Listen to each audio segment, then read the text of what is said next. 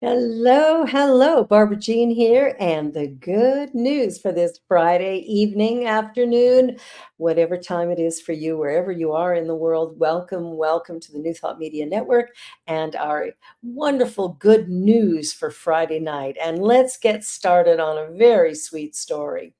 I'll tell you, all these little puppies, unwanted sheltered dogs get the supermodel treatment and then find new forever homes.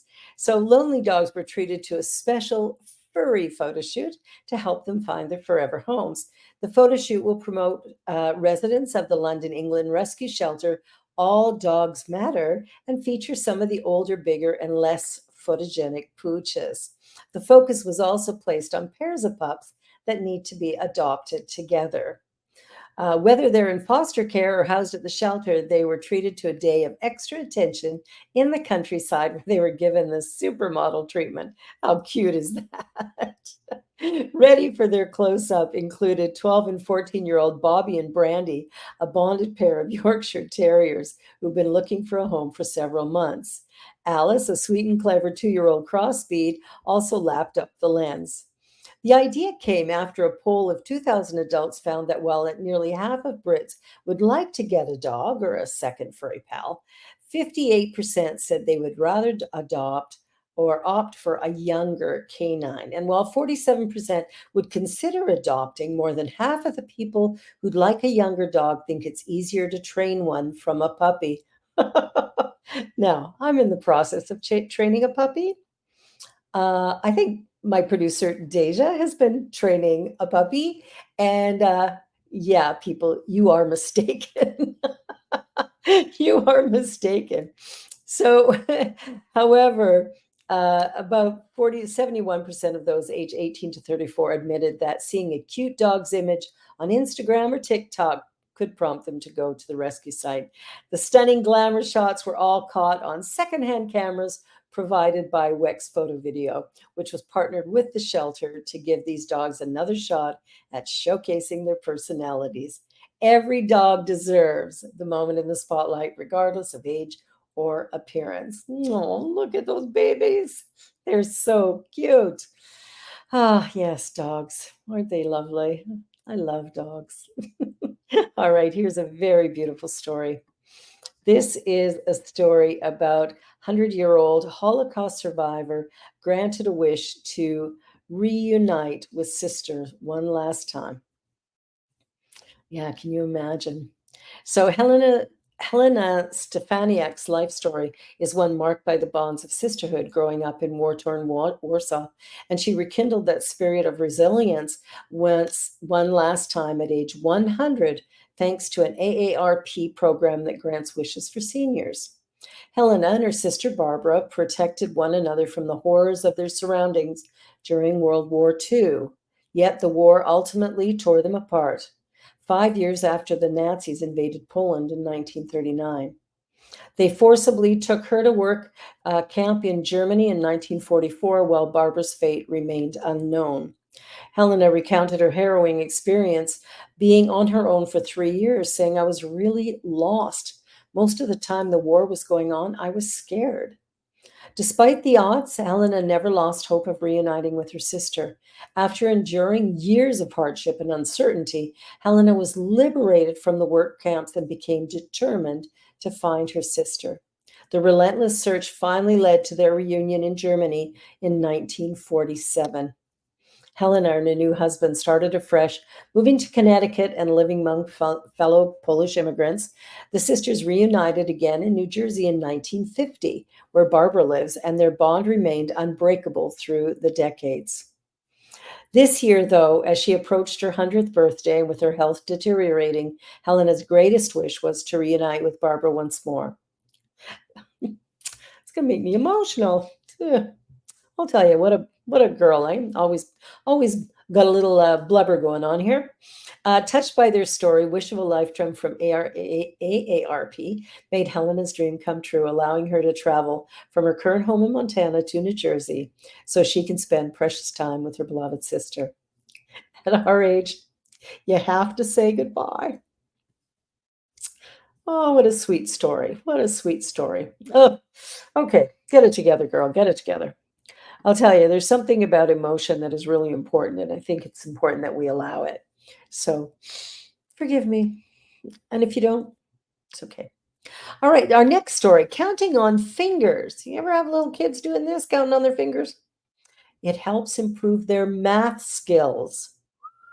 Who knew that? Wow. Some teachers consider finger counting a signal that youngsters are struggling with math, while others associate it as advanced numerical knowledge. Hmm. Now, new research is the first to show that children's performance in arithmetic can show a huge improvement through the teaching of a finger counting method. Swiss and French teams explored whether finger counting can help primary school age children to solve math problems. They said adults rarely use their fingers to calculate a small sum because such behavior could be attributed to cognitive impairments or pathological difficulties in math.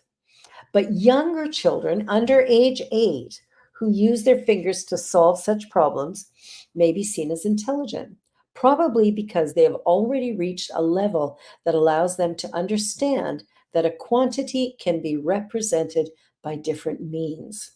The research aimed to determine whether children who don't count on their fingers can be trained to do so and whether such training would result in enhanced arithmetic performance.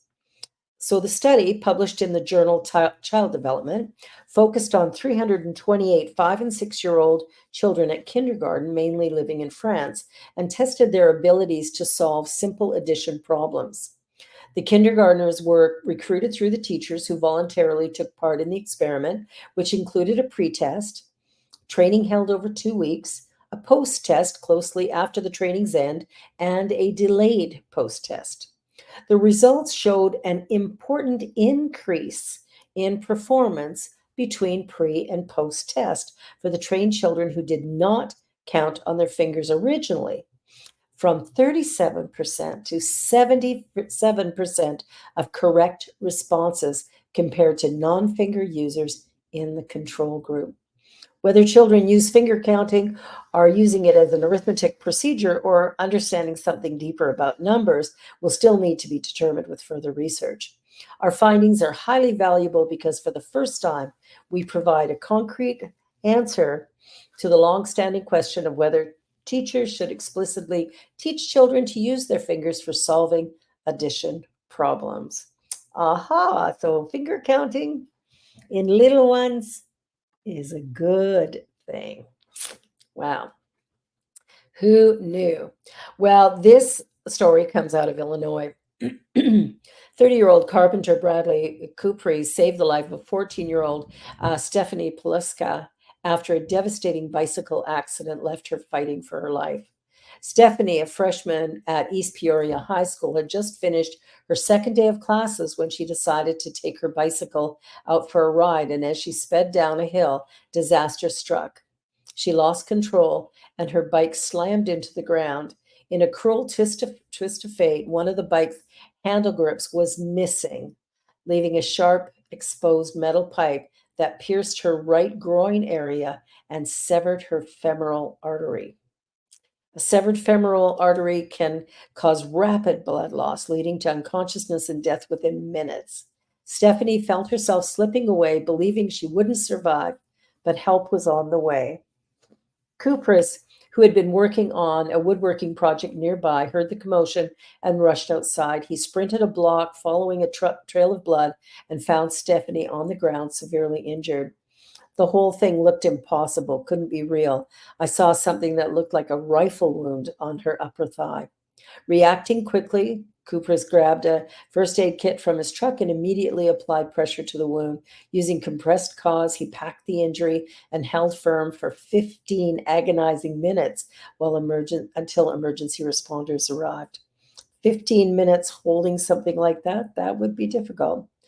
And Stephanie has said, hopefully I can meet him and thank him and tell him I'm alive because of you. Isn't that sweet? There are so many great people in our world, and we tend to focus sometimes on what's going wrong or who's not doing it right. But maybe it's time to focus on that which is happening that is beautiful. And that's a prime story. So, on that note, let's take a short little commercial break, and then we will be back in just a minute with more good news. You're watching the New Thought Media Network. Don't go away.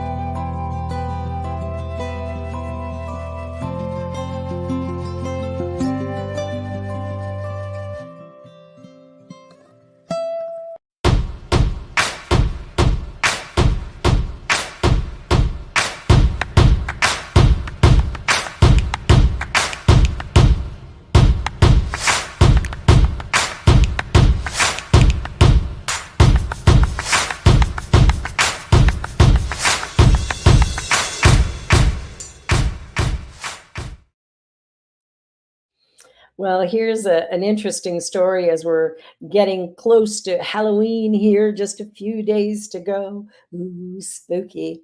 So, this is a, a really cool story. Halloween enthusiasts with 12-foot skeletons often go all out, creating spooky and fun displays that grab attention. But in one heartwarming case, the decorations became a source of unexpected comfort for a woman named Tammy who was undergoing cancer treatments. Every day for 19 days, Tammy drove by a home with an ever changing skeleton display, and this was on her way to and from her treatments. In a letter to the homeowner, she shared that seeing the new additions to the Bone family became the highlight of her journey. Whether it was a skeleton doing something funny or a new character joining the group, the setup brought her moments of light during a difficult time. In the letter, she wrote, I've been driving past your house daily. It is the highlight of my journey. And it was, just this sweet thing for her to say that. So she says, thankfully, Wednesday, September 11th is my final radiation treatment, though I may need to continue to drive by once in a while to see what's new. Thank you for the diversion, Tammy. In an incredible act of kindness, the owner decided to make Tammy's last day. What is wrong with you, girl? Nothing. It's okay. Decided to make Tammy's last day of treatment extra special. When Tammy drove by, she saw the entire skeleton crew holding signs with her name and messages of support. You did great. Way to go, Tammy. How sweet is that? Talk about a feel good story about the kindness and how it comes in many, many forms. Simple acts can really make a big difference. This act was not so simple. This went all, all out, but it was beautiful and kind and wonderful. People, we can be kind in our world, regardless of what's going on.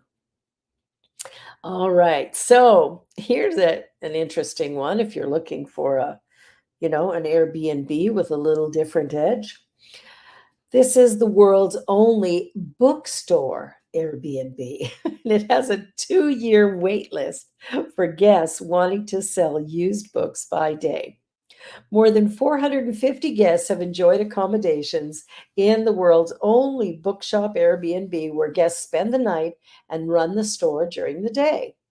In the village of Wigtown, as is known as Scotland's national book town, and one of its charming bookshops, the Open Book, rents out its upstairs flat, giving literary lovers the chance to live their dream of having their own shop by the sea.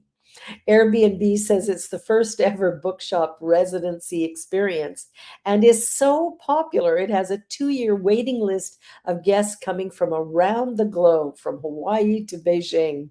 The shop, set up by the Wigtown Festival Company, aims to celebrate books, independent bookshops, and welcome people from around the world. Since welcoming its first visitors in August of 2014, the nonprofit Open Book Airbnb has become a sensation, with guests saying they're delighted by the unusual experience of minding their own bookshop. There's no better feeling than somebody buying a book that you put on display, said one recent occupant from Austin, Texas. The Airbnb page describes the property this way. Nestled in the pristine surroundings of Galloway, the Open Book is a charming bookshop and apartment situated on the main street of Wigtown. A holiday home with a difference, it presents a unique opportunity for visitors to run a real bookshop at the heart of the town's vibrant community. Booked through Airbnb, paying guests live in the self catering apartment upstairs and run the bookshop below it for the duration of their stay. During their stay, guests are free to change displays, price books, recategorize them, and make inventive use of the blackboard that entices visitors inside to browse or chat. Some guests are happy to quietly run the bookshop, while others come with firmer plans and creative ideas. Come to Wigtown to experience the life of a second-hand bookshop owner in a remote Scottish town. See Highlands, native forests, amazing people, and bookshops are just on our doorstep. Isn't that wonderful? I love that. I think that's truly amazing being able to do that. Oh, pardon me. I just have a little allergy attack today. All right, moving right along. New $1 test using origami paper sensors can detect infectious diseases like COVID with just a mobile phone. Hmm. A cheap new test using origami paper sensors can help detect infectious diseases such as COVID much earlier and easier than current methods, says scientists. The innovative method identifies biomarkers in wastewater, enabling rapid tracking of disease using the camera in a mobile phone, and costs only $1 for each use. Cranfield University researchers in England built on work conducted during the COVID pandemic, saying the new test device would dramatically change how public health measures are directed in any future pandemics. Testing wastewater is one of the main ways to assess the prevalence of infectious diseases. Scientists take samples from water treatment plants nationwide and use the results to understand which areas have the highest infection rates, a method that was used during the COVID pandemic. Professor Jurgen Yang led the development of the new Sentinel sensors, working with scientists from the universities of Glasgow and Zhejiang University in China.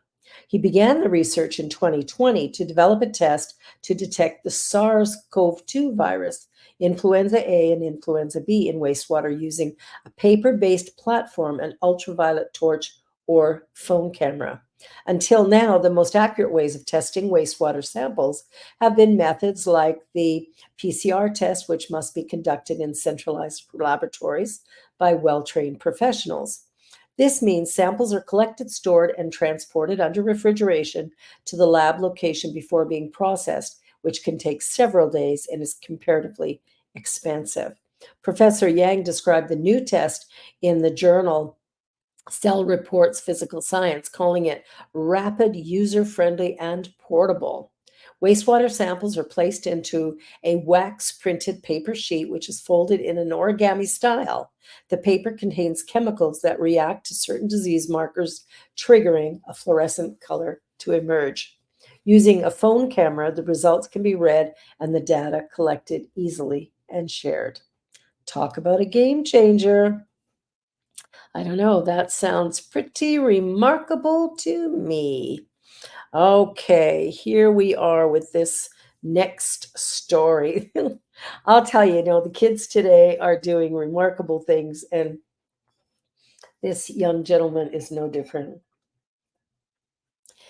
In a heartwarming act of kindness, 14-year-old Emilio Santana, currently a ninth grader, has donated 2 feet of his hair to children in need, a gesture he's been preparing for since the third grade. Whoa, he's got beautiful hair. Emilio's inspiring journey when a single moment of empathy at the beach left a lasting impression. Pardon me. I started growing out my hair in the third grade, Emilio shared. A little girl at the beach was going to the water and took her hat off, and her hair went with it. I could see she was sad and felt embarrassment, and that kind of just stuck with me. The sight of a young girl's struggle motivated Emilio to take action, sparking a mission to help children who have lost their hair due to illness. For many years, Emilio nurtures his hair with one goal in mind: to donate it and make a difference in someone's life. What a kid. Knowing how big of a part that could play in somebody else's life and bring joy to them, it made me wanted to take action, he explained. Growing his hair wasn't always easy. Emilio faced challenges, especially as an athlete. Maintaining long hair while being active in sports was a task in itself, and he also encountered negative remarks from others. Even when I got some comments like boys shouldn't have long hair and stuff like that, I decided as long as I can see somebody smile and make their life better, I wanted to do it. Despite the challenges, Emilio remained committed, and his perseverance paid off. His hair was donated to Hair We Share, a nonprofit organization that provides wigs to children with medical hair loss at no cost. Thanks to Emilio's thoughtful gesture, a child will now receive a wig that could restore their confidence and bring a smile to their face. Yay, Emilio! What a great kid. Oh my goodness, that is beautiful. All right, so, Florida. Florida is trying speed dating service to save endangered mollusk matching queen conch with caring mates. Yes. This incredible critter is the queen conch. And look out, fellas, she's single. She's one of many queen conch bachelorettes being saved by a new initiative in Florida that's relocating these endangered mollusks to deeper waters. Warming seas off the Florida Keys have made this species lethargic and survival focused, impeding their reproductive activities. Marine biologists hope that in cooler, deeper waters, they will pair up and mate without issue.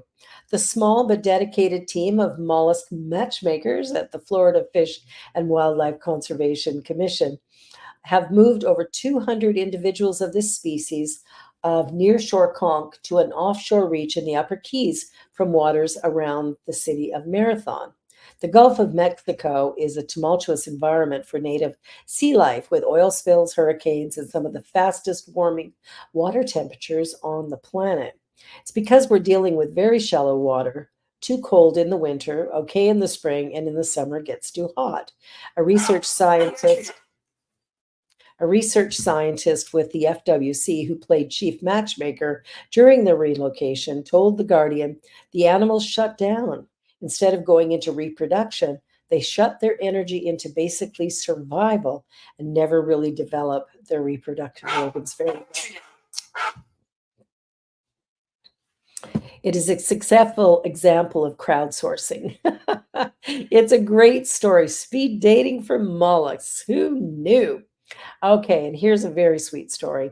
A Scottish woman scatters bracelets randomly all over city to make locals smile. Isn't that beautiful? A Scottish woman has been leaving notes and trinkets of affirmation in random places around her town, reading, I am enough, radiate positivity. She hopes they serve to put smiles on the faces of those who find them and lift the spirit of the whole city of Glasgow.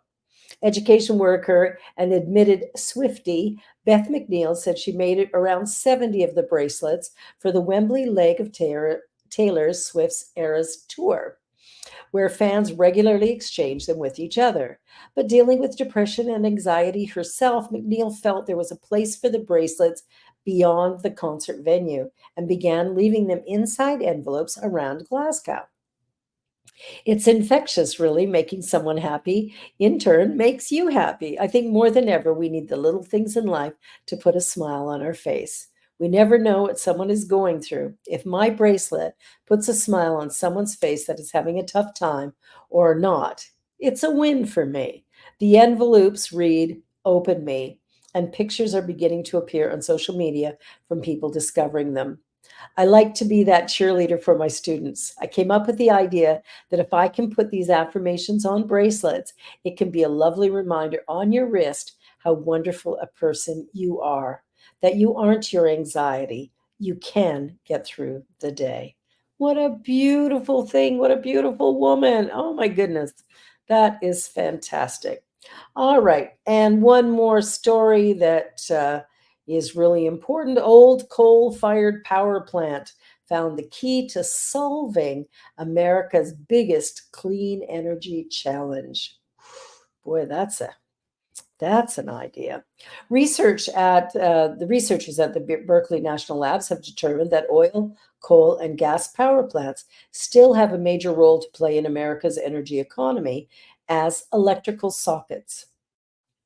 There are years of red tape needed for renewable energy projects to connect fully with the grid, but because coal and gas plants already negotiated that process long ago, one of their best uses for Americans in the future will be to act like a home electrical socket that the renewables could plug into.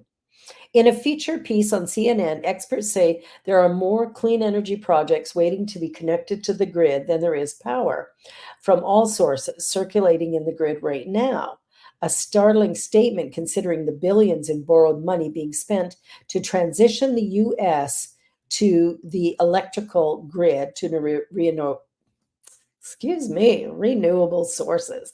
Described by CNN as 7 years of bureaucracy and red tape, attaching new solar and wind farms to the grid is so much more difficult than connecting them to a thermal power plant and piggybacking on that existing infrastructure.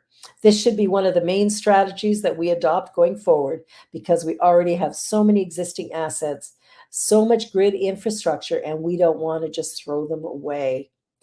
I love this. This is really good news. The study found that there are enough suitable lands around thermal power plants that are currently decommissioned or that run only as backup power sources to build 1,000 gigawatts of renewable capacity that they could all use the grid connections at the thermal plant to deliver clean energy years ahead of schedule if they were built next to one. Wow. In the piece, Sherco's aging power plant in Minnesota is currently awaiting decommissioning, but its power grid infrastructure is being used by an enormous solar farm from Xcel Energy, one of the largest in the country. This is really, really great news with all that we're hearing about things going down, things not working well, the planet warming up, and how are we going to do this? Well, this is really good news. Well, we are coming up to the end of our time, and I just want to thank you for being here and participating in the good news for one more Friday. I'll be back again next week to deliver more good news for you here on the New Thought Media Network. Be sure to like, share, and subscribe, and hey, you might consider donating to the New Thought Media Network as we are a charitable foundation. And you know what? Let's keep this thing running. Have a most beautiful day. I'll see you again next week. Bye for now. Please help us say thank you to our organizational sponsors, including the Hepperlin Foundation, Affiliated New Thought Network, International New Thought Alliance, Science of Mind Archives and Library Foundation, Center for Spiritual Living Denver, Center for Spiritual Living Midtown, New Thought Philadelphia, Planned Happiness Institute, Summit Center for Spiritual Living, One Heart Retreats, Center for Spiritual Living on the Lake, Unity Spiritual Center Kitchener, Om Center for Spiritual Living La Mesa, Satya Center, Center for Spiritual Living North Jersey, Unity of Savannah, and Center for Spiritual Living Seattle, as well as all of our individual donors. Thank you for making New Thought Media Network a place to be. Please come be you. And remember, like, share, and subscribe. New Thought Media Network, positively inspiring.